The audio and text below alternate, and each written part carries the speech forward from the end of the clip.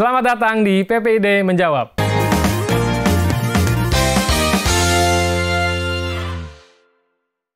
Dalam program ini, kita akan berdiskusi langsung dengan PPID atau Pejabat Pengelola Informasi dan Dokumentasi KPK dan menjawab pertanyaan-pertanyaan yang kerap kawan aksi tanyakan di media sosial.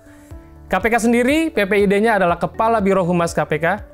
Mari kita berkenalan langsung dengan Ibu Yuyu Andriati Iskak atau yang biasa kita sapa dengan Mbak Yeye. Apa kabar Mbak Yeye? Alhamdulillah baik dan sehat. Alhamdulillah, tentu itu harapan kita semua sehat. Masih koleksi kain-kain nasionalnya nih? Masih luar masih biasa, lanjut. Iya. Harus dipertahankan koleksi-koleksi yang mendukung kearifan lokal begitu dan ya? UKM pastinya. Ya, UMKM dan pastinya. Baik, Mbak Yeye, kita akan langsung berdiskusi saja. Sebenarnya apa itu Pejabat Pengelola Informasi dan Dokumentasi dan bagaimana peran mereka dalam menyediakan informasi kepada publik? Ya, baik. Jadi PPID adalah Pejabat Pengelola Informasi dan Dokumentasi. Ini ada di setiap lembaga publik yang tugasnya adalah memberikan informasi dan juga dokumentasi yang dibutuhkan oleh masyarakat, oleh publik tentang kelembagaan itu sendiri gitu ya. Jadi sebagai badan publik kita memang wajib memberikan informasi kepada masyarakat tentang apa yang kita kerjakan, apa yang menjadi tugas-tugas dan juga kinerja lembaga badan publik. Dan KPK sebagai salah satu badan publik juga memiliki PPID sesuai dengan Undang-Undang tentang Keterbukaan Informasi Publik tahun 2008. Oke, bicara soal informasi, beberapa jenis informasi kan luas ya, Betul. gitu ya Mbak Yeye ya. Jadi informasi-informasi apa saja ini kalau tadi kita menggunakan terminologi kelola begitu ya. Jadi ada informasi yang dikelola. Nah, yang dikelola ini informasi apa aja nih Mbak? Iya.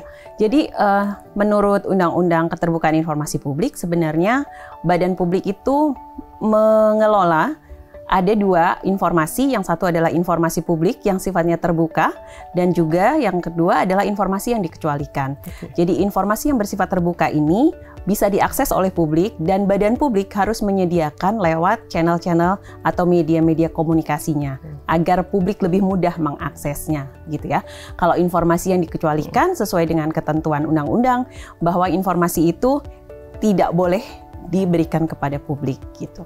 Jadi yang melakukan kategorisasi mana yang memang boleh disampaikan ke publik, mana yang tidak, itu prerogatifnya badan publik. Betul. Itu? Jadi di badan publik yang melakukan klasifikasi informasi tersebut, mana yang dikecualikan, mana informasi publik yang terbuka, tapi tetap mengacu pada ketentuan undang-undang. Jadi nggak bisa sembarangan kita mengecualikan informasi gitu ya. Jadi publik tidak bisa mengakses gitu. Tapi harus ada uji konsekuensi yang dilakukan setiap tahun oleh lembaga publik. Apakah memang ini layak atau memang memenuhi persyaratan sebagai informasi yang dikecualikan gitu ya. Kalau menurut undang-undang sebenarnya informasi yang dikecualikan itu ada ketentuannya. Yang pertama adalah yang berhubungan dengan rahasia pribadi.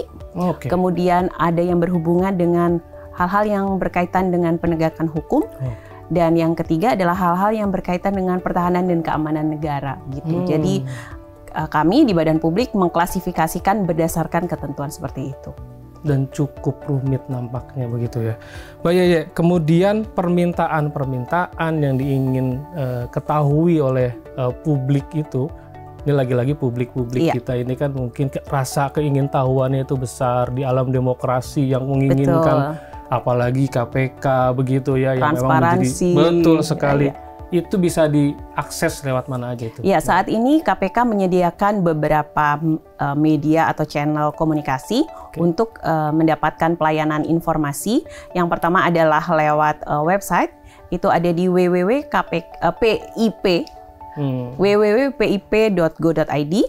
Kemudian bisa juga melalui surat kepada PPID KPK, dialamatkan pada Gedung Merah Putih KPK di Jalan Kuningan Persada, Kafling 4, Jakarta. Kemudian juga bisa datang langsung Jadi kami juga menyediakan petugas kalau misalnya ada masyarakat yang ingin datang langsung untuk mendapatkan informasi bisa datang langsung ke KPK. Jadi kami punya layanan tatap muka. Yang kepo-kepo tiba-tiba ya mau walk in langsung datang ke gedung Merah Putih KPK. Kayaknya kalau nggak puas kalau langsung ngobrol langsung. Betul. Itu kami sediakan untuk itu. Dan itu memang ada, tadi disampaikan oleh Mbak Yeye, ada batasan-batasan begitu ya yang ingin bisa kita sampaikan. Tentu ketika nanti ada yang kepo, publik walk in ke Gedung Merah Putih menanyakan, nah kalau pertanyaan-pertanyaannya itu justru memang sesuatu hal yang dikecualikan itu, maka komunikasinya seperti apa itu Mbak? Sesuai dengan ketentuan undang-undang, kalau memang informasi yang dikecualikan kita tidak bisa sampaikan pada publik. Tapi itu disampaikan kepada yang menanyakan itu? Iya betul, kami sampaikan. Karena sudah jelas klasifikasinya, informasi mana yang dikecualikan, mana yang untuk publik. Begitu. Nah, untuk tata cara mengajukan permohonan tadi, misalkan informasi publik disampaikan tidak berapa lama waktu nanti yang diperlukan, lalu kemudian apakah nanti akan real time mendapatkan responnya, butuh berapa lama, bagaimana? Iya, ini kita mengacu lagi-lagi kepada undang-undang bahwa untuk permintaan informasi publik itu akan kita penuhi selama 7 hari kerja. Namun jika kami belum bisa memenuhi itu, masih bisa mendapatkan perpanjangan waktu sampai 10 hari kerja. Gitu. Jadi memang masih ada cukup waktu yang diberikan untuk kita menyampaikan pertanyaan-pertanyaan dari publik itu ya. Menjawab pertanyaan dari publik. Publik itu bisa perorangan, kelompok, organisasi begitu? Betul, jadi ketentuannya publik bisa perorangan, ada KTP gitu ya misalnya untuk dilampirkan. Kemudian juga kelompok atau misalnya organisasi itu juga bisa menyampaikan itu. Oke, menarik. Nah, ini kita langsung lanjut, ada pertanyaan dari media sosial. Ini ada 3 pertanyaan ini, Mbak Yeye. Fungsi Direktorat Monitoring itu apa saja ya? Saya cari di Google, nemunya cuma garis besar tupoksi KPK aja. Ini dari Rasmi Sartika, Mbak Yeye. Iya. Bisa saya jelaskan kepada Mbak Rasmi Sartika? Direktorat Monitoring itu ada dalam Kedeputian Pencegahan dan Monitoring yang tugasnya adalah memonitor kebijakan publik yang dilakukan oleh kementerian atau lembaga, dan kemudian kami KPK menyusun rekomendasi untuk bisa menghasilkan kebijakan publik atau peraturan yang lebih baik lagi dan pastinya tertutup dari celah-celah korupsi.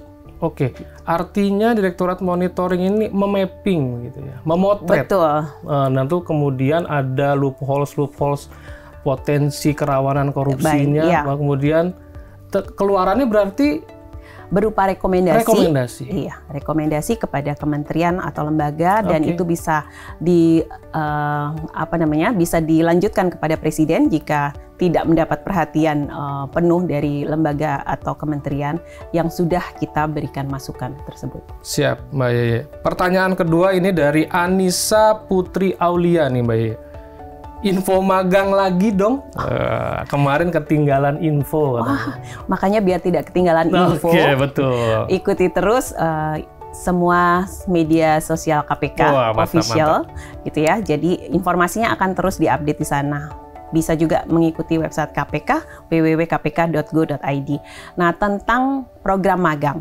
Kami di KPK memang menyediakan program magang dan itu berlangsung setiap tahun, biasanya antara bulan Agustus atau September untuk masa magang Oktober sampai Desember.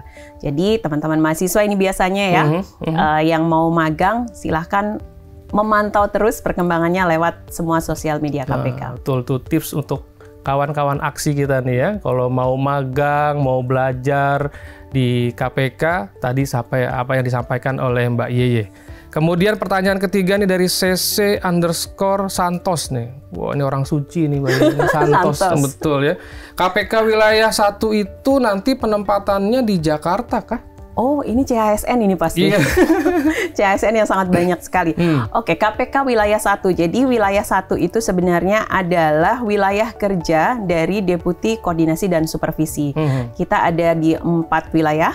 Dan wilayah 1 itu sebenarnya meliputi beberapa daerah Sumatera, kemudian ada Sumatera Barat, Kepulauan Riau, Sumatera Utara gitu ya, dan ada saya lupa beberapa daerah lagi.